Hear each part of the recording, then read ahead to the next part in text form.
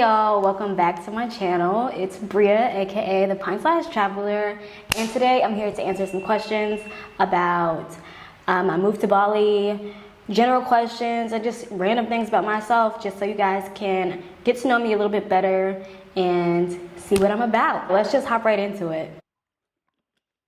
So I asked you guys on Instagram to ask me some questions for this video. If you don't follow me on Instagram, go ahead and follow me now, the Pint-Sized Traveler, and that's where I'll be holding other like question and answering type things. Or you can comment on this video, like I don't care. But follow me on Instagram. Oh, hold on, I need to get into my Instagram. You guys are so sweet, just like messaging me like, how's everything going? Are you safe? Yeah, I just love it. You guys are so caring and just amazing. So I really appreciate that community and that that care and that effort that you guys show me. It's really nice. I guess I'll just answer some regular questions, like some very basic questions about myself. My name is Bria. My full name is Bria. I am from America, obviously, my voice. But I'm not really from any specific state. I was born in North Carolina, but then I happened to move every 2 years to another state due to the military, which was a positive thing for me because it really helped me during times like now where I have to adjust to a new lifestyle and new people and a new routine. So yeah, I'm not really from any specific state. I run a travel blog, the Pint-Sized Traveler, where I give budget travel tips, and yeah, that's a little bit about me. Okay, so the first question is, can I come visit you? The answer is yes, absolutely. You can come visit me whenever you want to. I would love to show any and everybody who wants to take a trip to Bali what this island has to offer and just all the great things that I do and that other people do and all the great food. So yeah, you can come visit me anytime you want. Anybody, that's an open invitation for anybody that comes across this video. Reach out to me and I'll be sure to take care of you. And next question is, how is dating in Bali? Honestly, I've only been here for 1 month as of yesterday, so 1 month and 1 day today. And dating is quite interesting. I actually think it's a positive thing. I don't really have any negatives to say about it. The great thing about Bali is I feel like it's a hub for a lot of international businesses, travelers, digital nomads, expats. So you're gonna get a little bit of everything here in Bali. Not only do you have local people, you have Australians, people from the UK, people from all over Europe, Kiwis, everybody. So I think dating is fun. I feel like my dating pool has opened up by millions of people. So that's good. But as far as dating in my personal life goes, I'm not really worried about dating. I just pray on that part of my life and I feel like everything's gonna fall into place when it's time. In the meantime, I don't really have time for any mess or any type of extra baggage or trauma. So I'm just gonna relax and enjoy my life and continue to pray about that because that's all I can really do. But dating is fun. You meet so many people and yeah, that's what dating is like in Bali. How long do you expect to live in Bali? I expect to live in Bali for quite a while, actually. My first month here, I was like, this is exactly what I imagined it would be and better. And then not only that, I found a nice little house that I really enjoy. And yeah, I don't plan to just be here 1 year like I thought, but we can only see when that 1 year is up and see what happens. But I do plan on being here for a while. Next question is, do you ever get lonely or miss your family? And the quick answer to that is no, actually. I think thanks to technology and FaceTime, Google Duo, things like that, Facebook, I can keep up with people and I feel like I'm right there. The only thing that I really can't do is have dinner with my mom or go to a baby shower. And thanks to Amazon, I can buy gifts for different types of occasions and send them to people. So it's not like I'm really missing out. As far as loneliness, that's an emotion that I don't really experience. And I think that is something that I kind of dealt with my freshman year of college. I learned what it was like to just be alone and find friendship in myself. So now when it's time to be alone, I'm like, oh, cool, whatever. Even like today is Christmas Eve, and I'm just like relaxing. It's great. But yeah, I mean, in the future, I would love to go spend holidays with my family again, but I don't feel like every year, like I need to be with family or need to see my family every month. As long as I talk to my family every now and then, I'm great. And as long as they're doing good, then I'm doing good. What's the weather like? Right now, it is the end of December. It is about 87 degrees Fahrenheit. I want to say that is like 30-something degrees Celsius. It's really humid, and it rains at the drop of a dime. And it doesn't just rain, it like pours. So it's rainy season right now. I kind of enjoy it when I'm inside, but when I'm like driving back from work or something like that, it can be like so inconvenient. But I mean, it's nice, you know, that's what keeps everything so green and so nice here. So that's what the weather is like now. I think at the beginning of next year, like April-ish, it'll be the end of rainy season and it'll just be tropical and just warm. So that's nice. The next question is, was there a culture shock?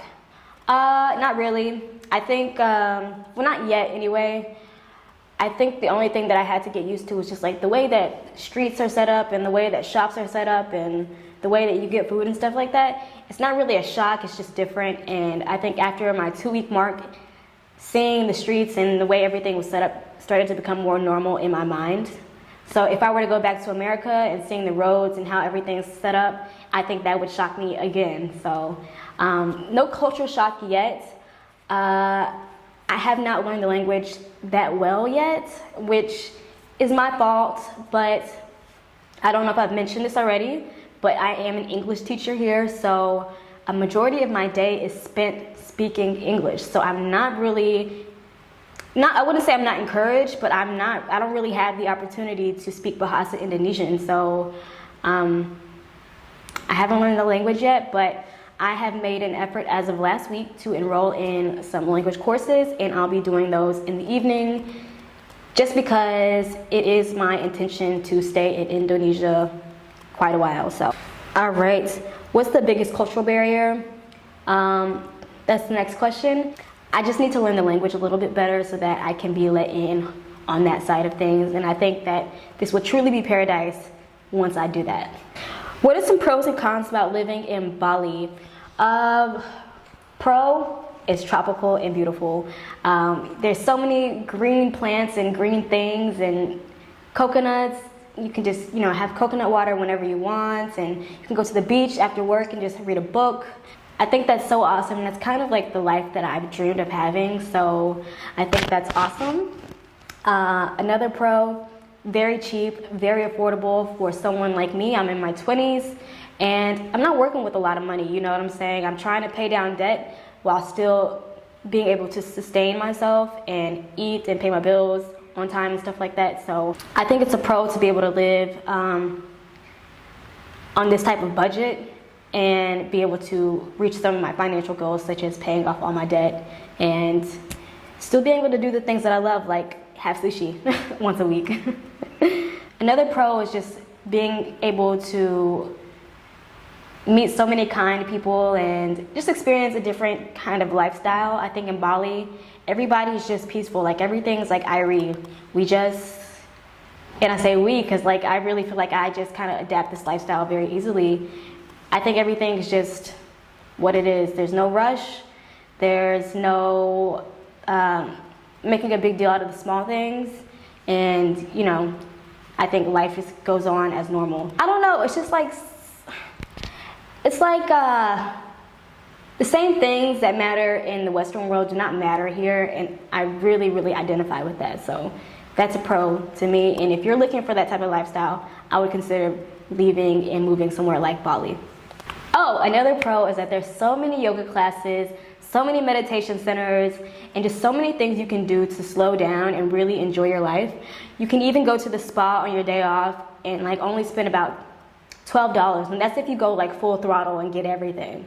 So I think it's really great that you can find ways to take care of yourself and do the things you enjoy for an affordable cost and in America, if I were to have a spa day, it would be like, I'd be spending probably $100 on manicure and pedicure alone, because gel, massages, all that stuff. So yeah, it's affordable. I like that. The cons about living in Bali, I would say the cons are the fact that you never know when it's gonna rain, so you might get drenched like I did the other day. Another con would be, just because of like global warming and everything that's happening with our earth, is that things tend to be unpredictable. You never know if there may be a tsunami or an earthquake. Like, you never know if it's going to be life-threatening, or like that event that really, kind of harms a lot of people. So I think that's the only con, but it hasn't happened yet. I think my second week being here, we had an earthquake, but it was a very small one. And yeah, I think that's the only con. That's the only con. Oh, you know what? Another con is the fact that you can never really get the right price for anything as a foreigner. They're always gonna try to like get over on you, and it's like, I don't have the biggest amount of money in the world, so like, why are you trying to play me? Like, I'm still broke. I'm not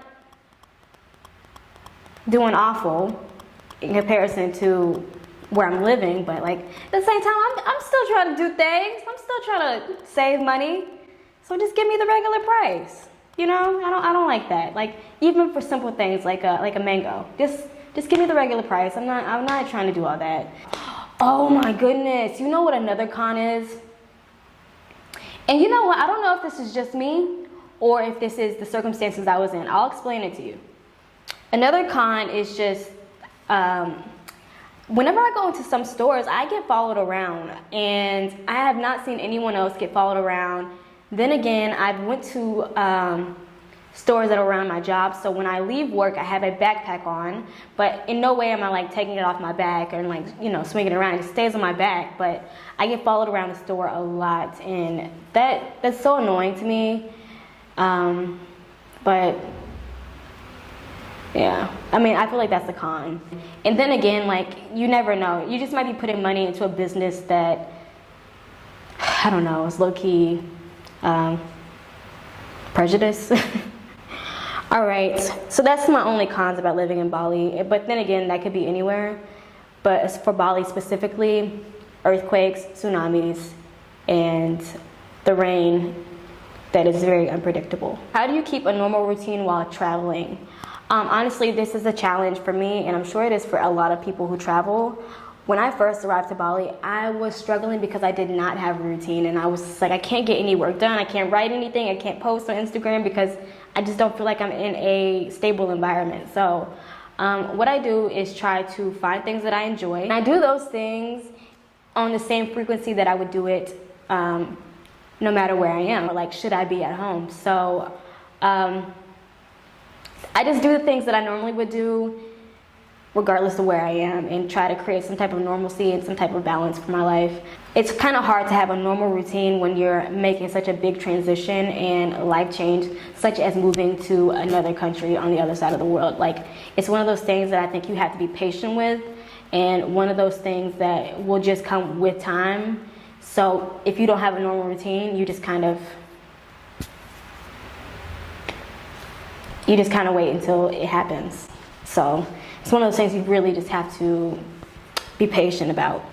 All right, and that is all the questions that I received. If you have any more questions just about Bali, teaching abroad, anything like that, or just being Black and traveling, let me know, and I'll definitely make another Q&A, and it'll probably be another format than this. I won't be sitting down. Maybe I'll be taking you around Bali and just answering questions, just something fun.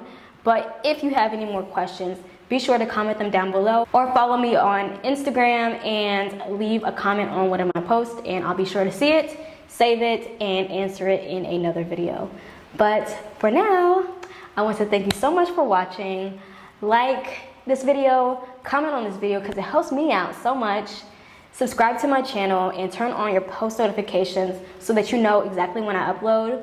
Due to my difference of time, I kind of post whenever people are sleeping, so turn on your post notifications so you get the thing.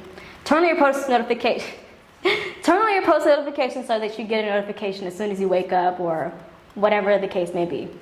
All right, see you guys in my next video. I love you guys so much. Come to Bali, spend some time with your girl. I would love that so much. And I'll see you guys in my next video.